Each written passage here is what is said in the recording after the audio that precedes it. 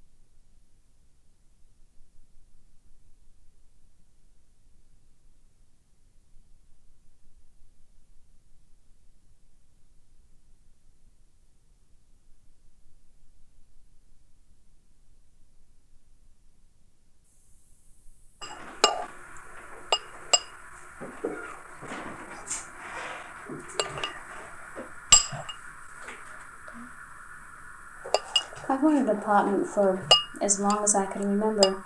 I've lived in the housing projects most of my life, and it gets a little monotonous after a while. So when I was just about ready to graduate from nursing school, I started looking through the ads in the newspaper, and seeing that I was going to work at Rhode Island Hospital, I more or less centered my attention up here in the Washington Park area. Well, I was a little more optimistic than I guess many other people were that were I had told what I was doing. And a week went by, 2 weeks went by, 3 weeks, and a month, and I was still looking without really very much luck at all. Some of the places that I was looking at in this particular area were very nice, and when I asked the different landowners if they had any objections to Negro tenants, they would tell me very nicely that they didn't, but perhaps the other tenants would, and therefore they were really afraid to, and financially they thought it wouldn't be worth the risk. And the other people that I spoke with, they just weren't as nice at all. They were very abrupt, very nasty, and they just told me no. I had doors slammed in my face, and it wasn't very encouraging at all.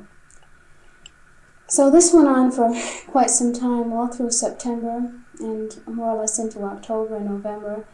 And at one point, I actually had found a lovely 3-room apartment, and I put a deposit down with the landlord. And it was more or less with the understanding that it would be all right with the other tenants. And meanwhile, I went home and I made plans to start moving my things. And that night, I got a phone call. And the other tenants had threatened to move out. So I got my deposit back in the mail that next day. So this was just about the end of Washington Park. So I started thinking in terms of the east side, where I thought perhaps it would be a little more liberal. You had a lot of students over there. I thought there were more apartments available. So I went over there looking, and again looking into the ads in the paper, and meanwhile asking for help from the Urban League and asking from different women's organizations that help getting housing for minority groups. I went to some real estate agents, and meanwhile I had all sorts of people looking for me. But there in the East Side, even though I found much less prejudiceness, a little more friendliness, the rents, either they wanted about $100 or $120 for something I didn't think was worth it, plus I couldn't afford it, or else these apartments that they wanted a reasonable rent for just wouldn't be something I'd want to live in. So I was getting more and more discouraged. By now it was around December and January of 1965, and I'd just about given up. People had more or less told me that if you waited until June, until the students moved out, you'd have more of a wide range of choice. So I just about made up my mind that that's what I was going to do. And then I started speaking with a friend of mine that graduated with me, and she also was looking for an apartment. So we decided that we would look for something on the East Side that perhaps was a little expensive, but with the two of us, we perhaps could afford it. So while we were in the process of working on this, a friend of ours who worked at the hospital, she was telling us that her landlord had several apartments for rent, and we would like to come and see them.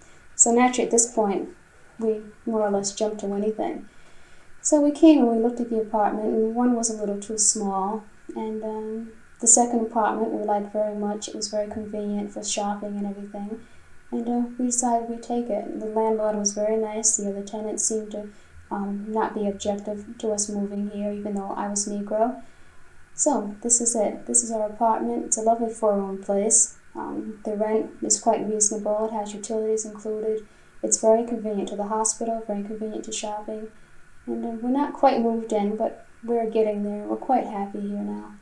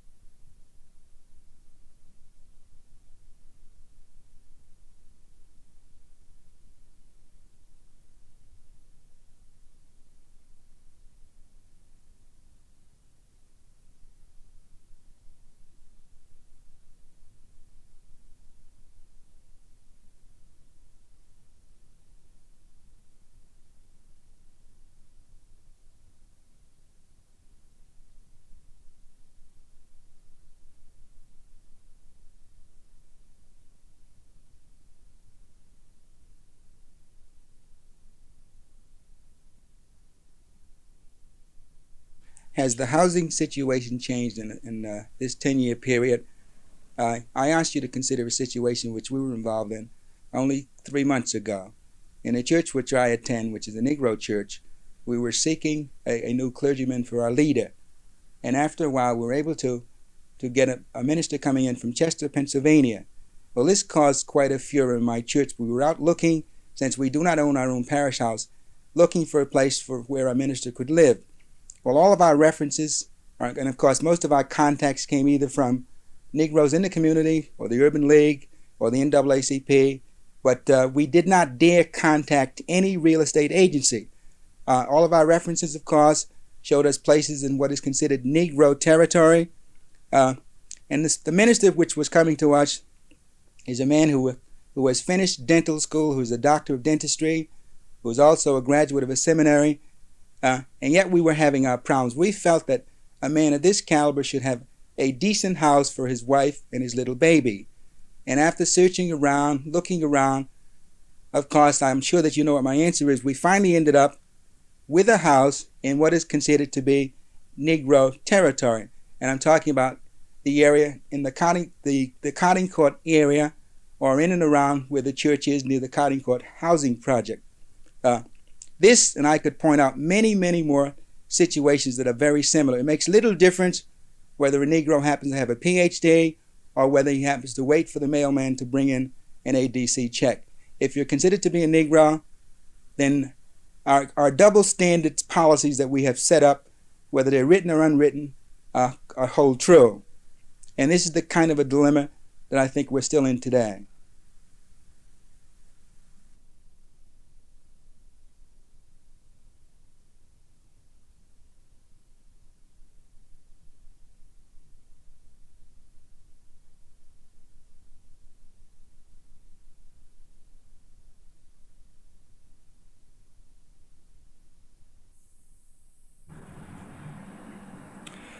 Good Neighbor Federation is an attempt by volunteers to do something about the discrimination in housing in Rhode Island, both on the rental and on the sale situation. The picture of discrimination, as I'm sure you'll have a lot of other people tell you, is the constant no, no, no, no. You call an ad, do you show to non-whites? No. This is a very crushing thing to experience time after time after time. Our procedure is simply to take the applications from clients. We get the information about how large the family is, how many children, how many bedrooms they want, how many rooms, what price range they are looking for, what they want included in the rent, what neighborhood, and so on. The normal things you would organize when you started hunting for an apartment. And then start calling the ads in the paper that look like they might fit this client. Determine as far as we can over the phone whether this apartment would meet the needs of this client, and then will you show to colored people. One of the gals one week counted, and it ran approximately 200 calls in order to get one yes. This is in the state, of course, where our legislators tell us there's no discrimination in housing. 200 calls, and this is not just a number. This is not just 200 dialings. This is 200 no's. This is 200 slaps in the face. This is 200, no, we don't want you or your client. This is the picture. This is the impact in one area of discrimination in housing. It's almost impossible for a white to experience this. Think back, if you're a man, when you were a teenager asking for a date. Remember what a crushing thing it was to be to be turned down when you were rejected by someone. Then try doing this 200 times in 1 week. We find that the gals who call, most of them are women who do the telephoning, they begin to get a tremendous reaction after the continual no's that come. And they're white, and they aren't hunting for apartments. This is what the Good Neighborhood Federation is set up to do, to weed out as many of the no's, to find the people who are saying yes or who are saying maybe, and then to go with people to look at these apartments and see if they are really satisfactory. And when people are on the fence and wavering, to try to give them a bit of courage.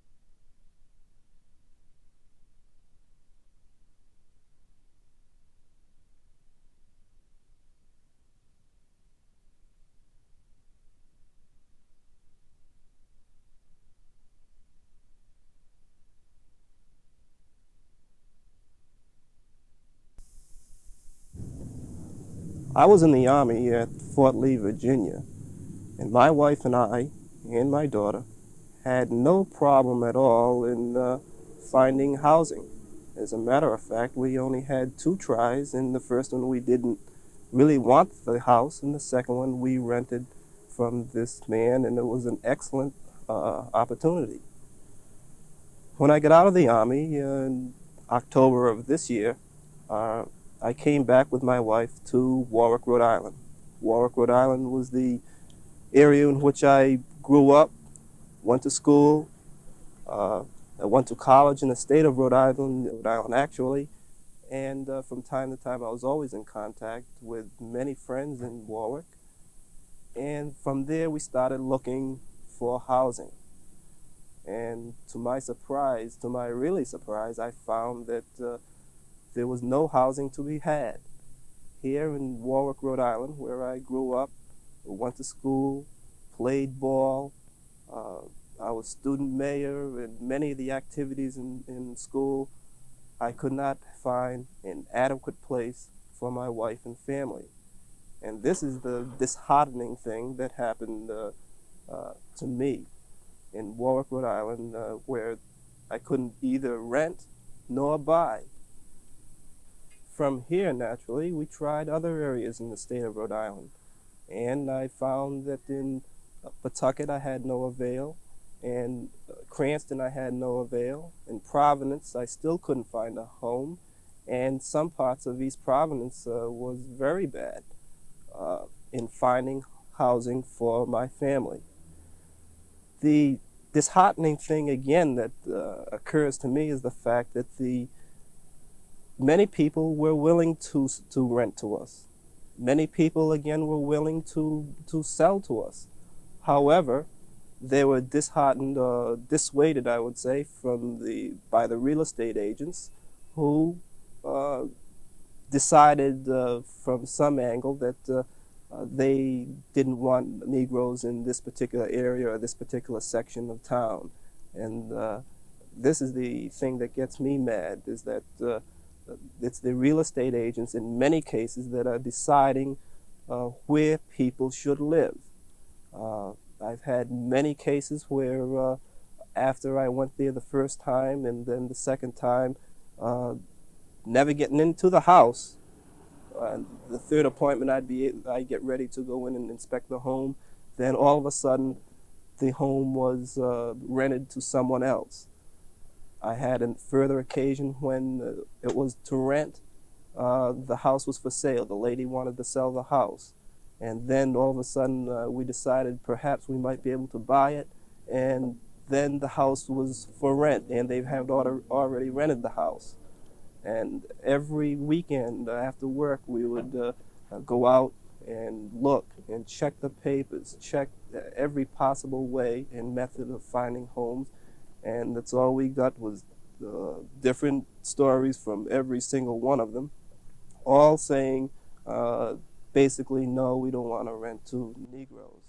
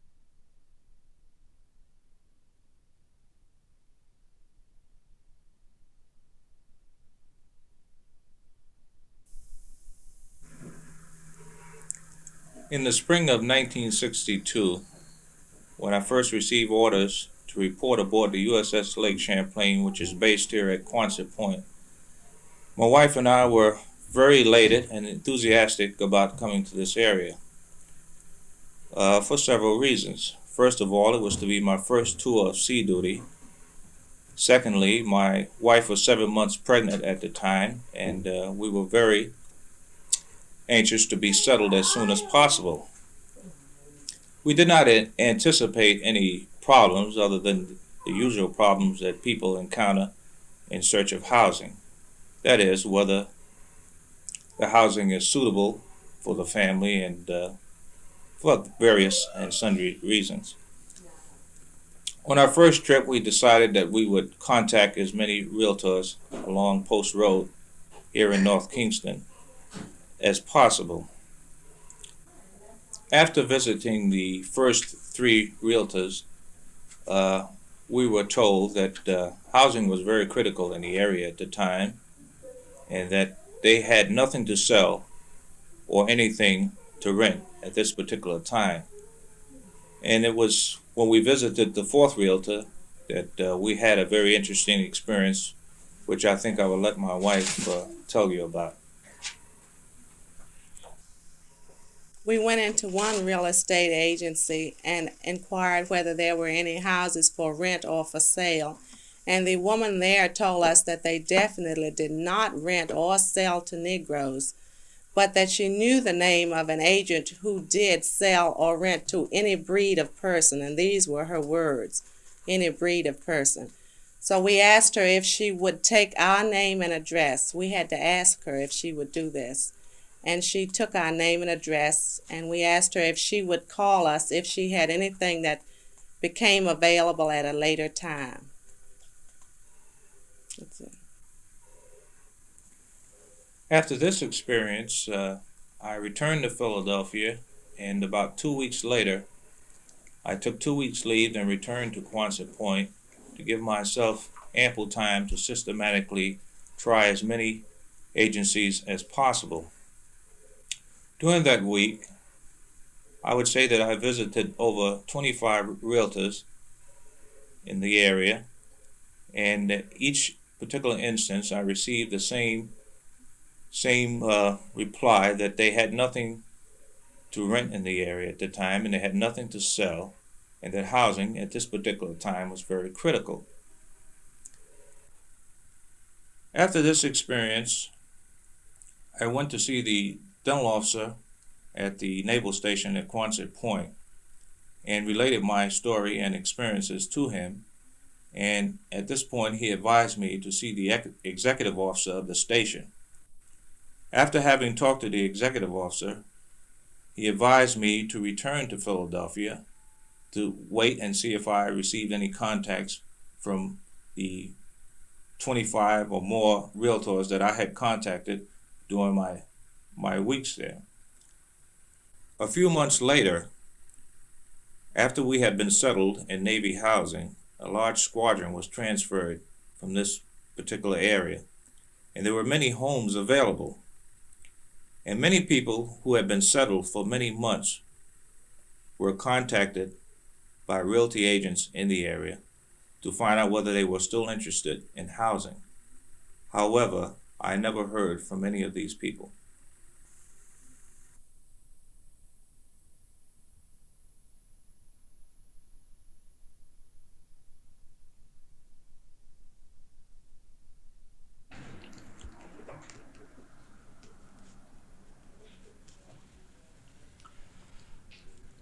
What happens when we place a person?